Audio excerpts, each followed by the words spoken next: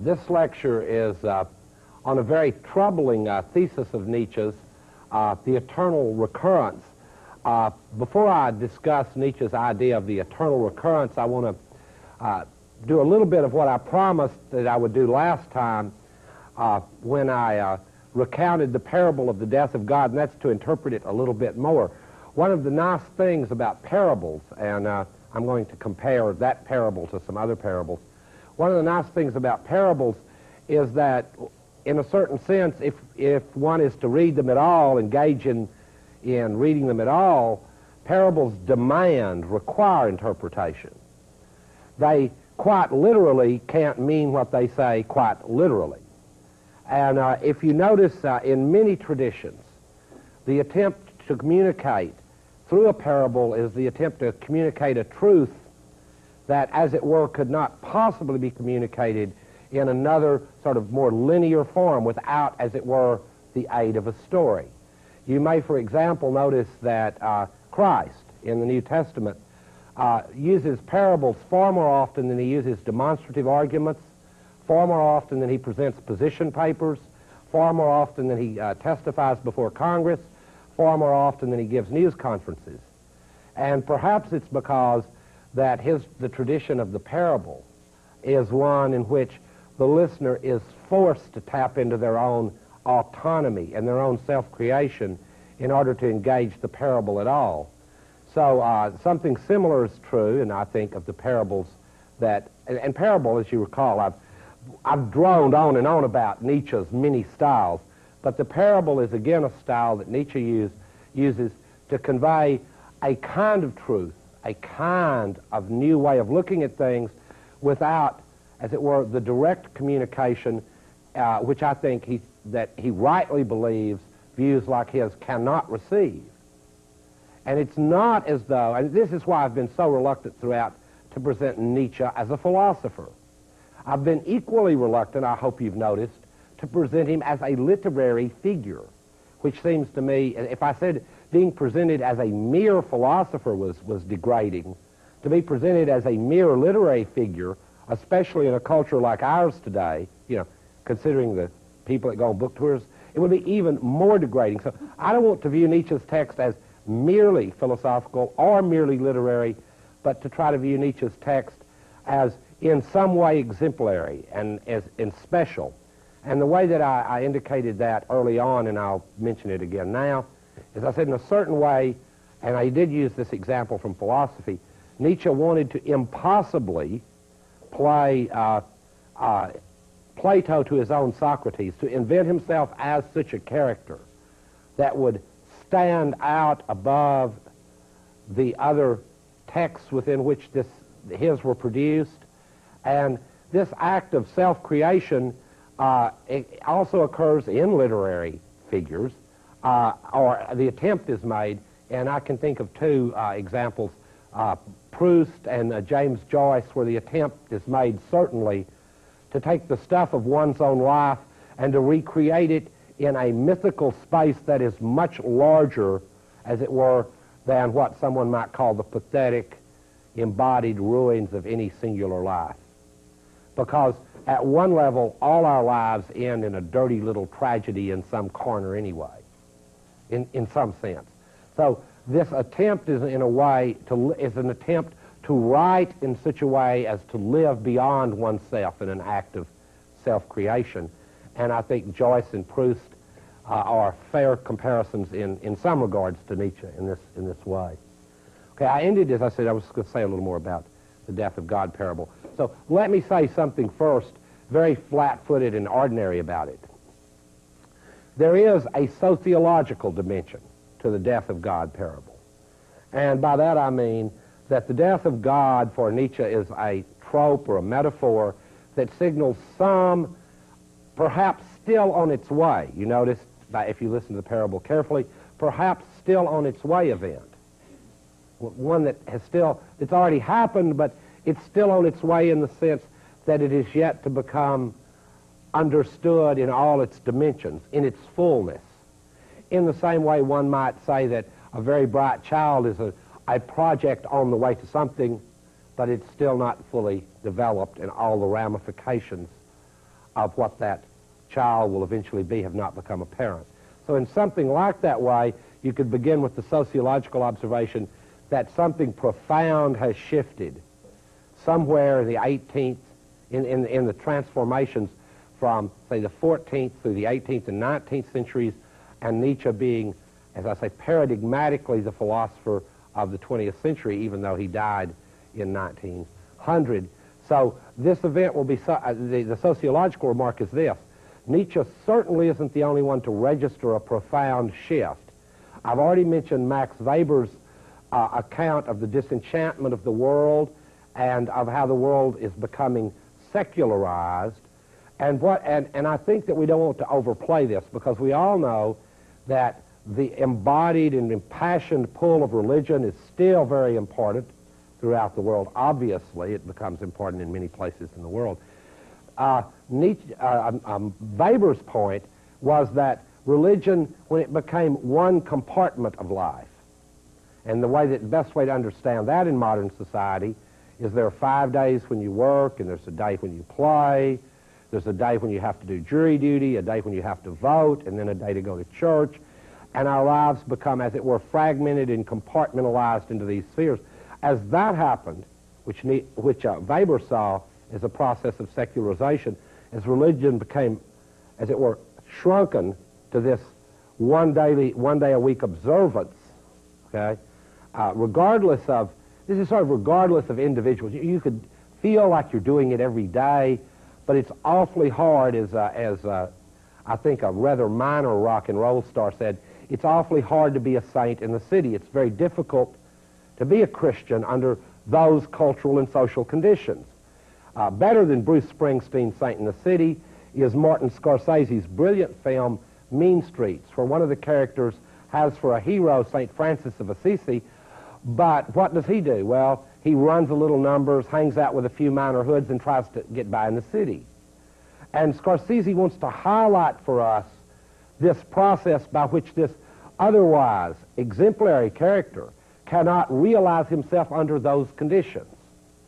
So sociologically, something has changed that has, something in society and about society has changed in such fundamental ways that the conditions required for God to live and thrive, whatever.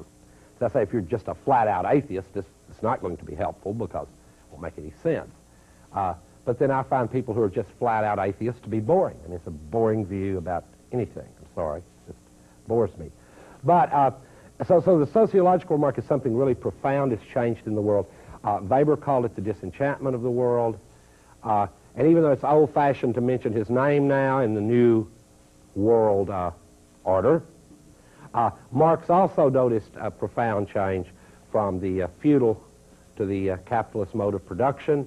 And he talked about the way that all fast frozen relations in feudalism, all these fixed systems of thought and inquiry, and there were systems of thought and inquiry, and worldviews in the medieval period were being rapidly torn asunder by the new forces of production and the new developments and technologies under capitalism, which Marx praises in the manifesto as being, in that regard, progressive.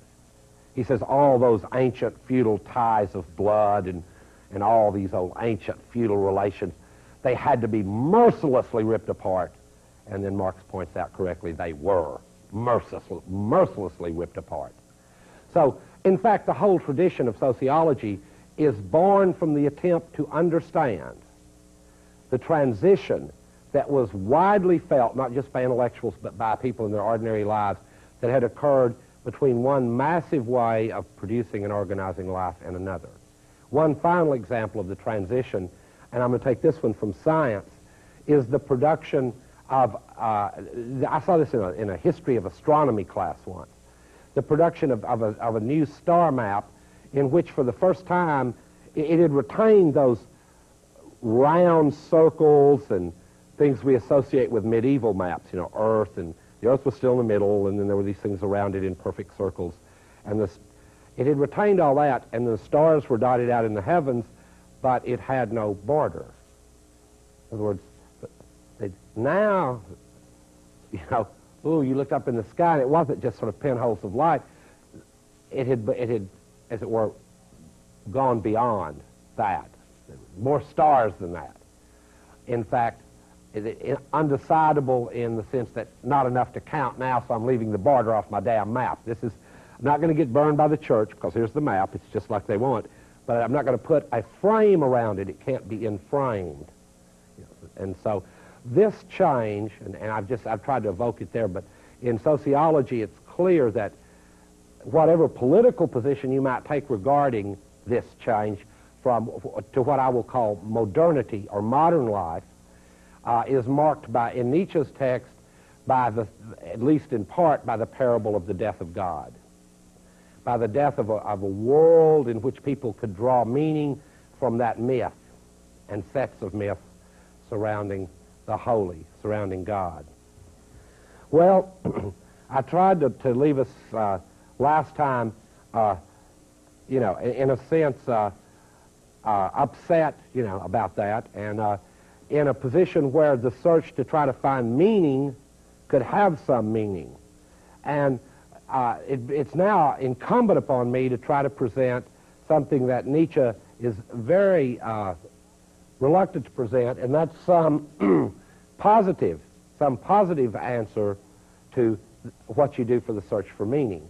Well, one of the reasons that he's reluctant to give a didactic, positive answer to that question, well, okay, I agree with you, Nietzsche. Things have changed. God is dead. We don't know where we're headed. The sky looks like it's getting darker. But I want to know the answer to this classic question raised by St. Paul, Tolstoy, and Lenin, namely, what is to be done? And believe me, I don't consider that a trivial question, and those three people I just named were not trivial human beings. It's a very important question. What is to be done? Well, Nietzsche, as I say, being the sort of indirect fellow he was, what he calls a decadent, someone born, as it were, between two worlds, in the same way perhaps as Socrates, Christ, and others were decadent, in that sense, born between two different worlds. As a decadent, he's not going to develop any kind of didactic answer to the question, what is to be done? So it's in that context that I would like to address his myth, if you will, or his thesis of the eternal recurrence, which is how he presents himself frequently. For example, in a text we will discuss later, Nietzsche's Zarathustra, Thus Spoke Zarathustra, he is presented once in that text as the teacher of the eternal recurrence, or the eternal return. There's always been a kind of scholarly question that philosophers ask and other people interested in the reconstruction of his text and so on, about whether this is a thesis he holds to the way we hold to a cosmological thesis, about the will this really happen kind of question. Well, the eternal recurrence is Nietzsche's, for me, is nothing like that for Nietzsche. This is not a theory about the cosmos. I mean, it's not an astronomical theory. It's not a theory about karma or about the great wheel of becoming returning back again.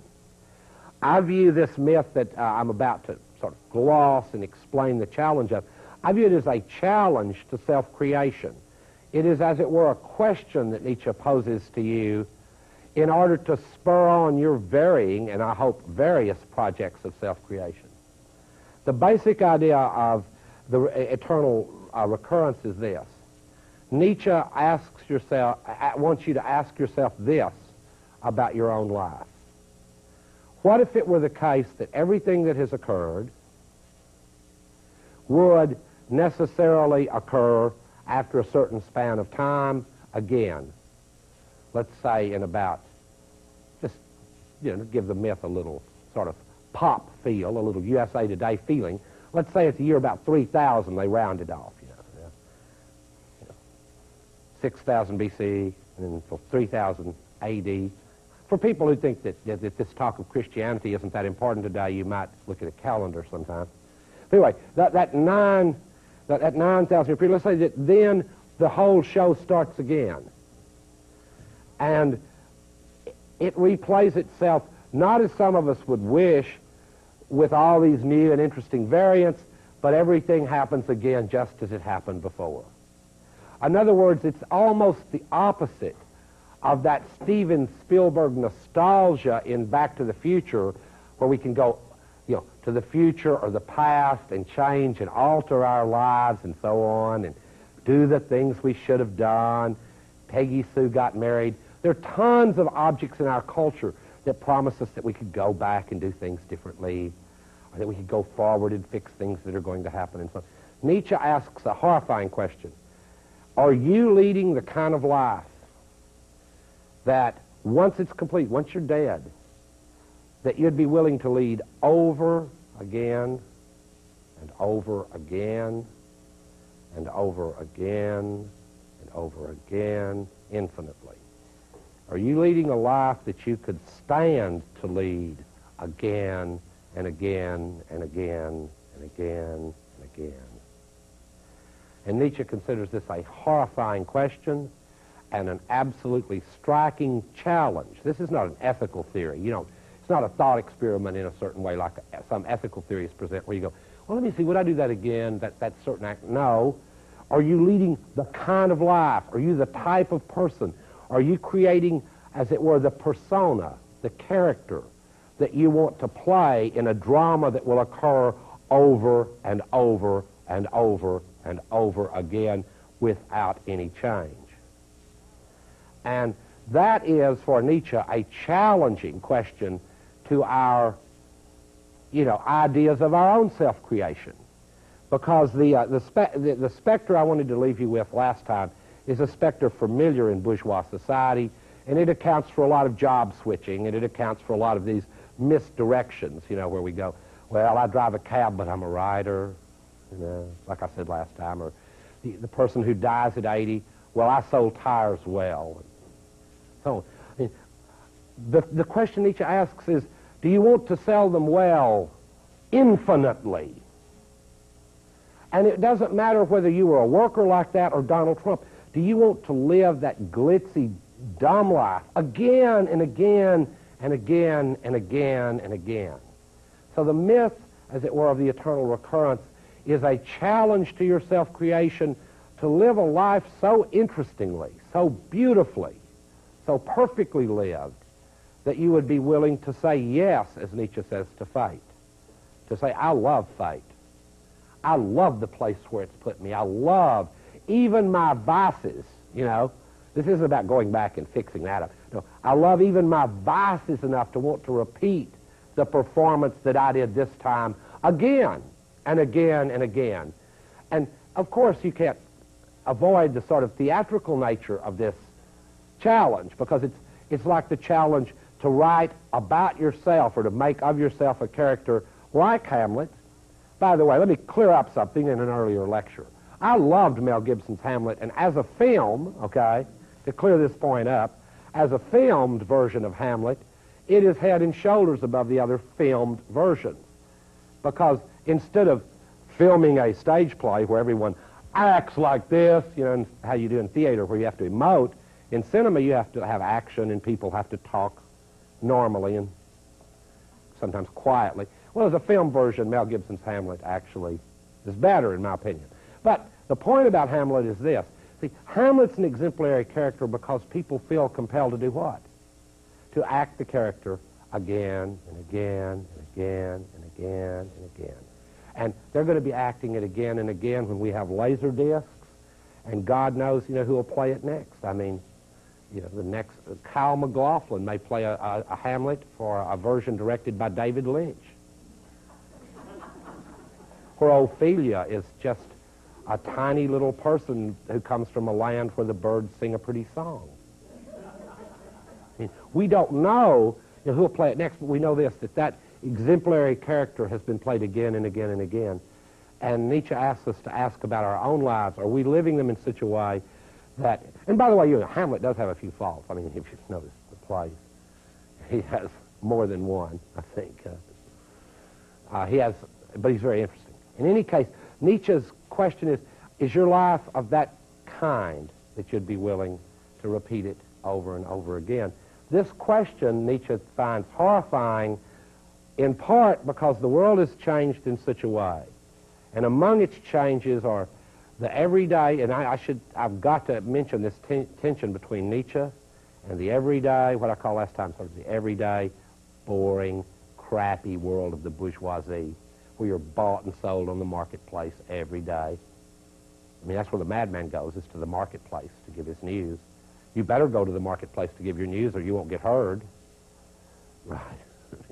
But in any case, in that sort of boring workaday world, at its best boring, Dickens tells us what it is at its worst, but at its best boring, under those conditions, can you find a way conceivably to live that you'd be willing to do again and again and again? And as I said, I think Nietzsche has more in mind here than changing jobs. You know, you go, well, you know, Nietzsche's right. By God, I've just been in insurance too long. It's like that Monty Python skit, the guy who wants to become a lion tamer. He's in accounting. Of course, Monty Python, they consider accounting to be an illness, right? I mean, they have, you go to therapists and doctors to be cured of being an accountant. And so in one skit, this guy says, well, I think I'll be a lion tamer. Problem is, he doesn't know what a lion is, and so John Cleese shows him a picture of a lion. He says, oh, God, no, no. And he says, well, maybe you should take it step at a time and go into banking next. And he went, yeah. Right. Well, now, Nietzsche's challenge is more than to change jobs from accounting to banking to even being sort of the captain of a little skiff for a year on your, on your savings or whatever.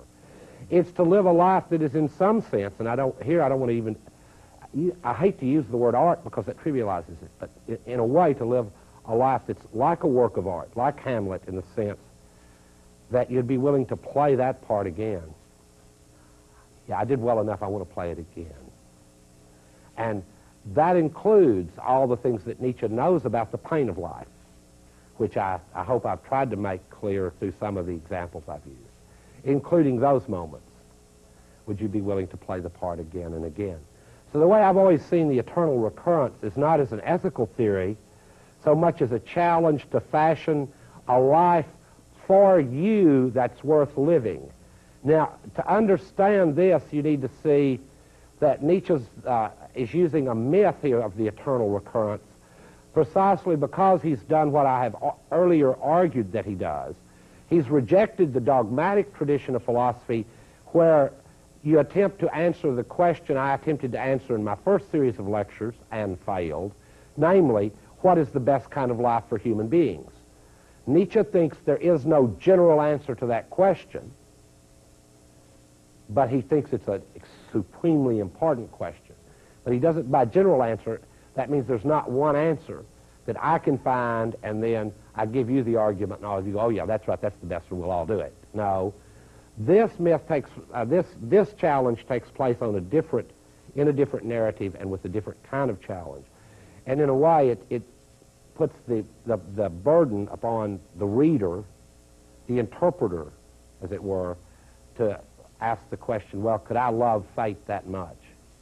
That wherever it's put me and whatever it's put before me, I'd be willing to play this drama of self-creation that I've already either attempted or escaped from over and over again. Now, I think that it is a powerful challenge. I think the more we think about it, the sort of more horrifying it becomes. You know, I mean, in a way, this is why modernists, and this modernists now I'm referring to both texts written by the so-called modern writers and modernist cinema people such as Woody Allen are so sort of freaked out by death. I mean, it's both a perplexing and frightening thing to die, but it's also a kind of nice thing because now the hypochondria is finally over and it's been proven you were right. I mean, Woody both is afraid of death, but then in a way it will justify him because he's been a hypochondriac, you know, all his life, and he takes aspirin and he talks about death and he reads books about death and he sees all these Ingmar Bergman movies about death and death. But part of that is the very fascination with it, because when it finally comes, then you won't be around to see it. Oh, by God, you thought I was a hypochondriac, but look, I died and I said I would. Well, hardly surprising, but at least you're justified, stand justified before that belief. So there is a fascination with that. And in bourgeois culture in general, Sartre once said that if you were going to tell a dying person one thing that would make them happy, and I think this is why we built it, not why, there were many reasons why we did, and a lot of them had to do with valorizing capital. But one reason why nuclear weapons and the specter of an apocalypse was so attractive, utopian, and fascinating, and I mean all that seriously. This is a joke because, look, Hollywood made thousands of movies about apocalypses, and people, oh, the missiles of October, I want to see that documentary again, and this blew the world up. And the giddiness of apocalypse and all these movies is sort of based on a point by Sartre. If you could tell a dying person one thing that would make them happy, it's that everybody else is dying too right now as you die. And when you die, you're all going to die together. You're going to have at least that one communal experience under capitalism of all going out at once. And you go, well, geez, I got to die, but old Bob down at the office, I mean, he's not ready. He's going to, you know. So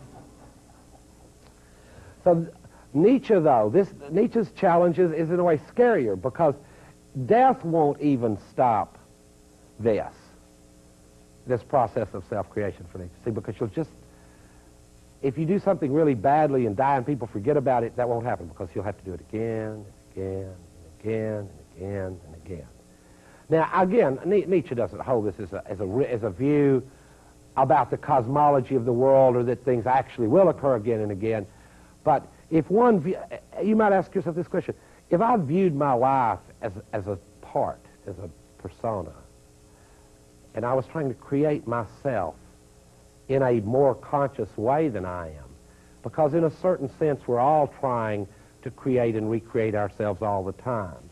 I think that's why a lot of people now, lots of people now, stay in graduate school until well past their midlife, so that you can continually be creating yourself and, you know, oh, well, I'm taking anthropology this month, and this month I'm into astronomy. Well, this is to give you a patina, a pathetic patina of self-creation. It's beneath contempt. But anyway, another story.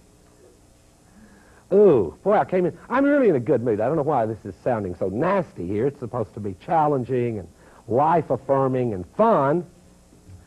In any case, I don't think that there's, I think that the question Nietzsche wants you to ask is this: engaged in my own self-creation, could I do this? And then my point was going to be that we are, in fact, engaged in acts of self-creation with varying degrees of consciousness that that's what we're doing. Nietzsche had the misfortune of being supremely, acutely, perhaps pathologically aware. And I mean, certainly pathologically aware, in my opinion. I think all the great theorists and philosophers and literary people, practically all of them, were delusional in one or another important sense of that word. It's okay. God, what a boring species would be without people who are delusional nuts, if you will. Really boring. But Nietzsche was acutely aware of his own self-creation.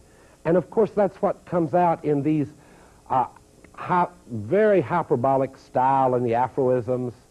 And when Nietzsche calls himself, you know, in one book he gives it the title, Behold the Man. And the book has titles like, has chapter titles like, Why Am I So Clever? Why Do I Never Make Mistakes? You know, he responds to himself by saying, I have never bothered with questions that are none. It's beyond question that I never make mistakes, and I'm very clever. So, Nietzsche is acutely, almost insanely aware of his own self-creation. A process, as I say, that we all undergo, but under conditions where we're not nearly so aware as Nietzsche was. Ernst Jones, the biographer of Freud, and I'm not sure this is a compliment about Nietzsche, but Ernst Jones, Freud's biographer, once said of Nietzsche, well, Jones didn't. Jones said that Freud said, so we don't know if it's true or not, but Jones said that Freud said about Nietzsche that he knew more about himself than any man who ever lived or was ever likely to live. as someone addicted to self-reflection about their own self-creation. It was Freud's judgment that he knew more about himself than anyone who ever lived or was ever likely to live. So what sets the eternal challenge, the eternal return as a challenge, is not just to do the same things you've done, but to be consciously aware of the way a creator is of their creation about yourself, see, with no God to be the creator of you as fallible, finite, and you can always, what an excuse. You actually hear it in the death house sometimes as the last, remark trying to sway the judge. You'll go, well, don't execute me. God made me this way. What the heck? It's a nice excuse because if you're familiar enough with theodicies, there's some truth to it, of course. If God knew everything he knew about Charlie Manson long before Charlie Manson did, he went ahead and let Charlie do some awful things. If you don't know about that serial killer, I know about a lot of them. I can't get into certain serial killers in giving lectures in Washington, D.C., because to name some of them is libelous. No, anyway, leave that where it is. In any case, so you can hold for a moment here while I get myself together. No, I'm kidding. In any case, this challenge to create oneself is a magnificent one, and it bears, as I say, striking resemblance to artistic creation. However, the level of self-consciousness involved is perhaps even greater, because when you create a fictional character like Hamlet, the artist can, as it were, distance himself from that creation to a certain extent, and always has the alibi of saying, like actresses and actors do, well, I just created that part. Jodie Foster talking about playing a prostitute when she was 12. Well, I just created that part. Well, I bet she did. She probably didn't have. But in any case, an artist can always distance themselves from their work. But if you're Nietzsche's very special kind of artist, and your work is yourself, your own subjectivity, then the split and the distance is much more intimate and narrow, and the creation is your own self-creation. Then the challenge is extremely risky, because if you write a character in a novel or a play and you don't like the character, you can edit it. But if you write a character for yourself in an ongoing way, you can't just simply edit it out, because it is you, your subjectivity, that's at issue. So for these and a host of other reasons, I think that Nietzsche's challenge concerning the eternal recurrence is a fascinating one. Another motto that grows out of this notion of the eternal recurrence is Nietzsche's motto that he was in love with fate, or loved fate, the love of fate. Because for Nietzsche, there is something also fateful about where you find yourself. Nietzsche believed that you find yourself, as a matter of fact, growing up in certain communities with certain, linguistic possibilities, historical possibilities, social possibilities, and so on, about which you have no choice. Heidegger's sort of yucky way of saying this is that you're sort of thrown into the world. Another way to put the same point is, if you've ever seen this game Class Struggle, a Marxist dice game, you begin by rolling the genetic dice, okay? The high roll, if you roll high, you get, first of all, the order in which you roll helps to tell you, something. You begin rolling with the whitest male rolling first, on down to the darker males, and then you go down, and the last person to roll will be the darkest female in the room as you roll the genetic dice, and then they tell you what class you're born into. And so the throw of the dice, so you may go, well, that's a silly. No, it's the throw of the genetic dice does put you in certain positions and conditions of life to begin with that you did not choose. And for Nietzsche, that's a threat and an opportunity, both. The flip side of that crisis is an opportunity. And that's that whatever your condition, this kind of act of self-creation can be undertaken, and in fact sometimes spectacularly so, when you're thrown into the worst conditions. And I can't help but bring up now my favorite politician in the United States today. And so I can do it in this time in a flattering example, and I'm sure many of you don't like this politician. He's a local politician, and that's Jesse Jackson. And I think Jesse Jackson is in many ways an exemplary human being, and in this strong sense, that coming from where he came and to engage in that act of self-creation, which the media now goes, oh, well, you know, he puts on a mask, he plays a part. Well, how long have they been around here, you know? I mean, how long have they been around the United States? I mean, is that supposed to surprise anybody? No, it's the quality of the performance. It's how intimately it's knitted in with self and against what obstacles that's given it its drama. And of course, the current sort of derision about that self-creation of Jackson, that ongoing process, the derision about it now doesn't surprise me historically, because I was around when Martin Luther King was derided, made fun of. Of course, the moment that he was dead and the myth could be closed off, he was safely blanched out into the general culture, where now he becomes a figure for McDonald's advertising, and the picture of Martin Luther King, you know, at one time the sort of communist, dangerous, bizarre, scary civil rights leader. It's hard to even go back there in history after all this work of social amnesia that has been performed upon us. But now that he's blanched out, safe, secure, in short, dead, then the general culture can tell new myths about him.